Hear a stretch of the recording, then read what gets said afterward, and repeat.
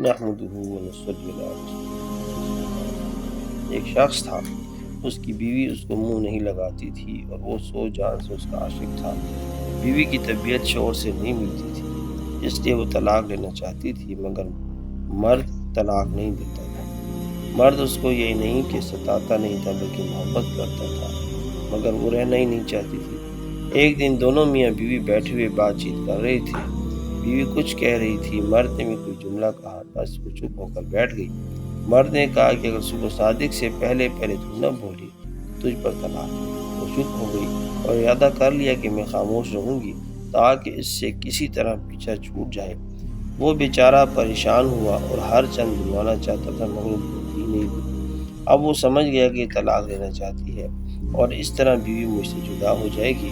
اب اس نے فقہا کے دروازے جھانکنے شروع کیے، ان سے جا کر اپنا حال بیان کیا۔ انہوں نے یہی کہا کہ جا کر اس کی خوشامد کر اور صبح صادق سے پہلے کسی طرح بلواؤ، ورنہ صبح صادق ہوتے ہی وہ تیرے ہاتھ سے نکل جائے گی۔ سب نے یہی جواب دیا۔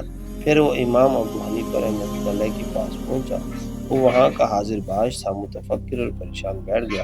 امام صاحب نے فرمایا کہ آج کیا بات ہے، پریشان کیوں ہو؟ اس نے کہا کہ حضرت واقعہ یہ ہے کہ بیوی سے میں نے کہہ دیا کہ اگر صبح صادق تک نہ بولی تجھ پر طلاق۔ اب وہ خاموش ہو کر بیٹھ گئی ہے۔